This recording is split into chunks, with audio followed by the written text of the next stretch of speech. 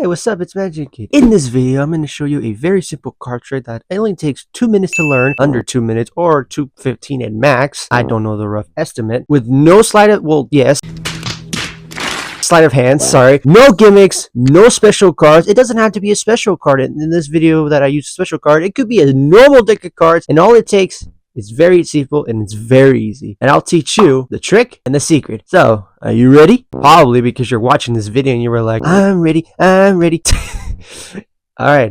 it's time for the trick. Hey, check out this card trick. So, have a card selected at random. In this case, let's say you pick this card right here. The 9 of Hearts. We're going to go ahead and lose the card somewhere in the center of the pack, and I won't know exactly where in the center, so I'm just going to go ahead and kick other decks just like this. And I'm going to make sure to give the deck a shuffle, losing the card somewhere in the center. Losing it somewhere. I'll even give it some other shuffles just like this, just like that. And I'm going to say, and here we go, I'm going to say, this is your card right here. The 5 of Clubs. Man, I'm good. What's that? Oh, that's a bummer. 5 of Clubs is not your card? Oh, that's a shame. If 5 of Clubs is not your card, then the 9 of Hearts is not your card. I'm going to go ahead and put the 9 of Hearts right there in the middle. And I'm going to simply go ahead and have a random one. In this case, it's going to be this card, the King of Spades. That's obviously not the card. And you can see that I couldn't really find your card. We have the 5 of Clubs, the 7 of Spades, and the King of Spades. And I really couldn't find your card, but if I snap, you'll see that one card will be face down. And would you believe me if it was the 5 of Hearts, or the 9 of Hearts, sorry. The 9 of Hearts. Say what? That was a very good trick, and I did time it a little bit. I know it probably didn't take 2 minutes and 10 seconds, but it was still a good trick. Alright, we got that off the bucket list. Now it's time for the secret. See what I did there? Alright, I'll shut up now. On to the secret. So to perform this trick, you're going to need a simple deck of cards. It could be a spectator deck of cards. It could be a borrowed deck of cards shuffled. Just any deck of cards will work. Okay? And what you're going to do, you're going to tell the spectator to select any card by simply, you can do this, or you can spread them out. You can say, okay, I'm going to have you select any card. It doesn't matter which one you pick. It's a free selection. Let's say they pick this card right here. In this case, it's going to be the 4 of Hearts. Now, you're not going to be able to look at this card. They're going to look at it, but for this, we're going to look at it together. In this case, it's going to be a 4 of Hearts. Now, what you're going to do is you're simply going to control it to the top of the deck. Now, what I did was, or how it should be, is you're going to take the packet, going to cut it in half. It doesn't have to be exactly half. It could be roughly half. And you're going to say, okay, take the card and put it right here. And but for this, we're going to do something a little cool. We're going to have it face down or face up so you can see what's going to happen or what's happening. And what you're going to do is simply going to take the packet and you're going to put it on top of their card, but you're going to get a pinky break. Basically what that is you're basically going to put your pinky right where their card is, kind of like a break, like a pinky break. If that's what it's called. It's the most common thing magicians use when they want to control a spectator's card to any position in the deck. And I don't know why it's called pinky break. I guess it's because you're applying a break on it. It's kind of like, if you think about it, it's kind of like when you're like putting like cards on your hand and you want to get a break or something like that. Or maybe it's like if you're using your phone but you're kind of like doing like a break or something like that. It's kind of like, I don't know how to really explain it fully. But yeah. So once you apply the pinky break right here, so their card will be right here on top of the pinky break right here. So you know where it's going to be. Now you're going to do is you're going to control it to the top of the deck. Now, what I did was I took the packet or the pack that's above their card and I pretended, notice I did pretended to cut the deck. But this is what you're going to do. You're simply going to take the top packet like this and you're going to cut the deck just like that. You're going to take like about a little bit or kind of like a little bit of the cards and you're going to put it right here. Take the rest of the packet just like that. And then put the packet with their card right here. So now you basically controlled their card to the top of the deck. So let me show you a little bit of an easier way. So you have the pinky break just like this. Take about a quarter of the pack, the one on top, put it on the table like this, and then just complete the cut just like that. It creates the illusion where you're actually cutting the deck and actually losing their card, but in reality, you're just keeping their card to the top. Now you're going to do a ripple shuffle, maintaining the card on the top. So what you're going to do is you're going to take half the packet, doesn't have to be roughly half, and you're going to control their card to the top. Now, whatever packet their card is in, so for example, this packet has the card in, you're going to have this packet last after the ripple shuffle, after the shuffle. And I'll explain and I'll kind of demonstrate it in a way. So what you're going to do is simply going to have the card, and when you shuffle, and when you're going to shuffle the cards, you're going to keep the packet that has their card last and complete the shuffle. That way it creates the illusion that you're actually losing the card, when in reality it's not. So let me kind of do this in a face down view. So cut the deck in half, not exactly half. Shuffle the cards, keeping their card like this right here, and completing the shuffle. And then it creates the illusion that you're actually losing the card, when in reality it's right here on the top of the deck. Now your next step is to control it to the bottom of the deck. Now what I did was, after you complete the ripple shuffle, just practice it a little bit. Just make sure, like, when you're doing the shuffle, making sure that their card is the one that's last. Just like that, complete the shuffle, and their card will be on top. And now it's time to control it to the bottom. Now what you're going to do is simply going to hold the deck of cards in your kind of a dominant or non-dominant hand.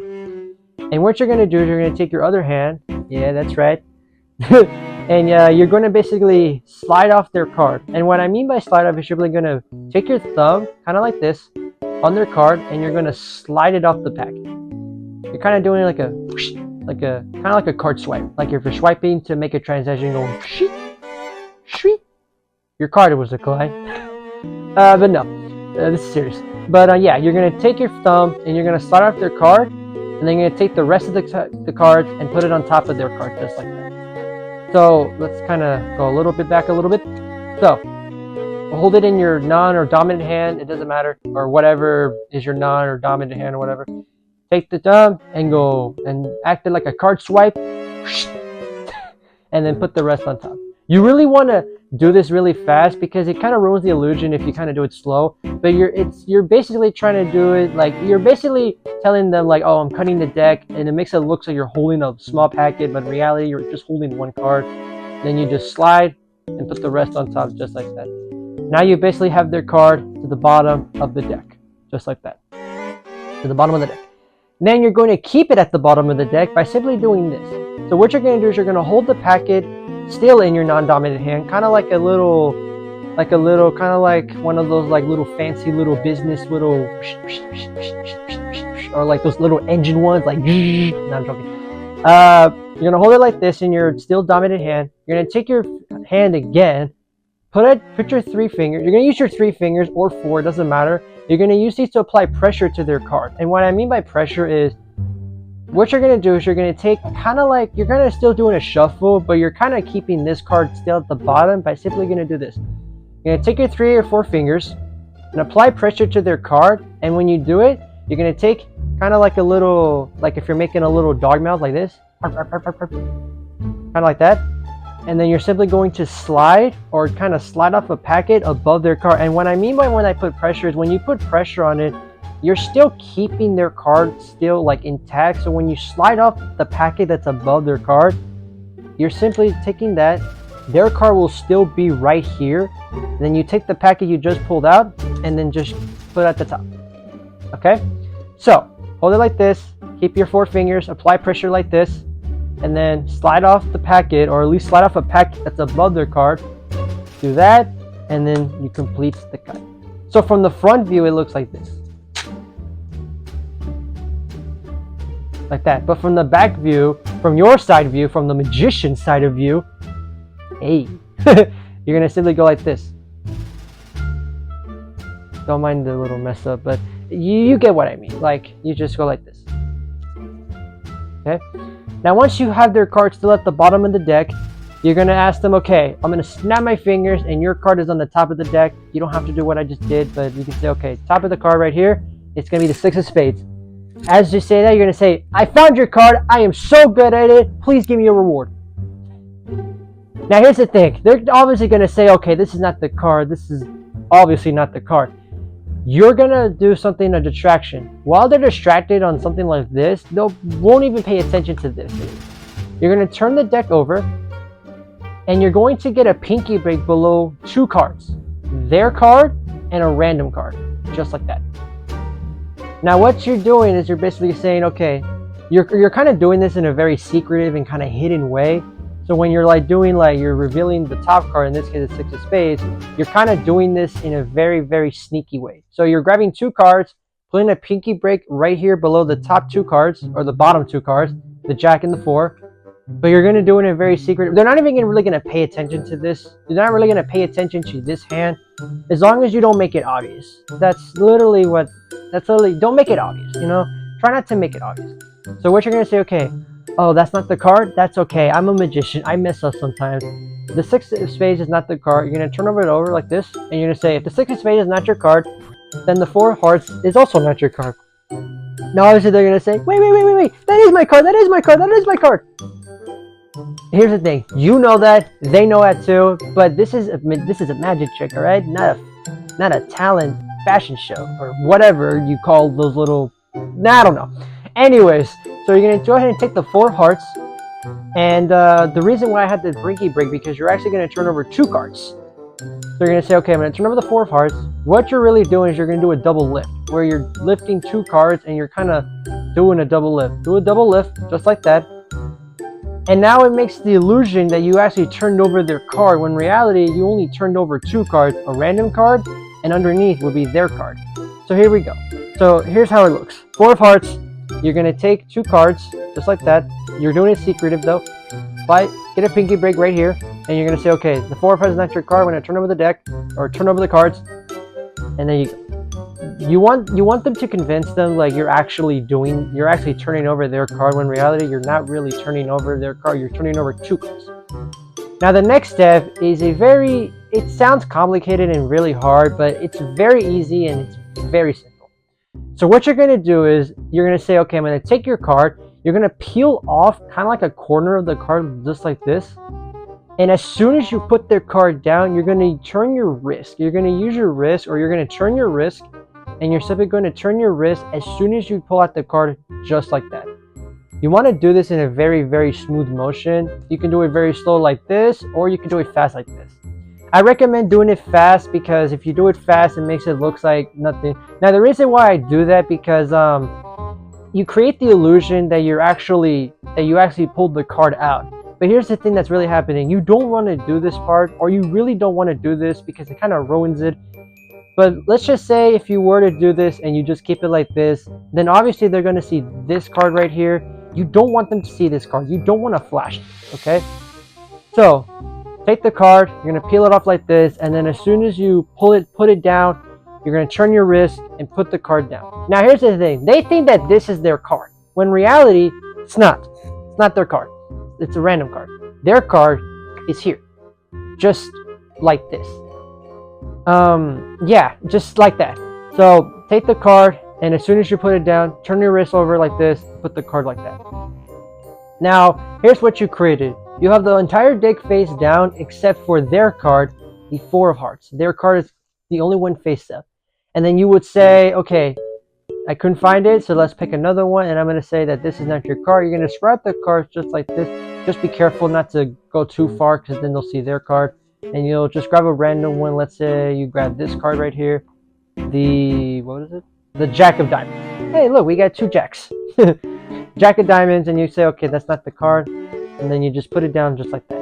Now what you're going to do is you're going to do a little, kind of like a little fun thing. You're going to take half, or not a half, you're going to swipe, like a swiping motion, like you're swiping money. Wee. And I'm trying to put humor in, but it's not working. Anyways, you're going to slide off a packet, kind of like, not half, but like a packet. And you're going to take the packet with their card in, and you're going to put it on top of that packet. So what you created is you basically created kind of like this setup with their card face up anywhere. It doesn't matter where it's going to be. It's going to be the only one face up. It really doesn't matter where exactly it's going to be. So let's start up. Let's kind of start a little bit from the top, a little bit kind of. So you take a random card. You would say, okay, the Jack of Diamonds is not the card, or it doesn't matter what card. Then you just swipe, and then just put the rest on top like that, and then you just basically kind of did it like this. So their card will just be anywhere face up. It doesn't matter where. Once you complete that step, you're going to turn over the deck, put the pack aside. You won't have to worry about it until later on. And then you will say, bummer, I couldn't find your card. You can have them do it or you can do it. It doesn't matter. You would say, okay, there's 1, there's 2, there's 3. Now they will obviously be so confused because they thought that this was their card, and they know it because they saw you put it down. But in reality, they're just seeing things. They're just seeing things. They're crazy. No, I'm joking. They're just seeing things. But yeah, then you would do is simply grab the packet like this, and you would say, okay, I'm going to spread out the cards, and you will see one card that's going to be face down. And would you believe me if it was the selected card? Well, it is the selected card. You want to do a very dramatic effect. You know, you want to be very, very self-dramatic. Like, you want to make it so dramatic that their minds will be blown. Like, what the heck? How did you do that? Tell me the secret. They'll be so blown that you can't even explain yourself how you did it. You'll be like, I can't really explain it. It just happened. So, is there any practices that you need to worry? Not really. The only practice is just turning your wrist like this, the ripple shuffle controls, and controlling it at the bottom, or like doing this little pressure thing, just like that. But overall, this trick is incredibly easy, and it only takes under or less than 2 minutes to complete it, or at least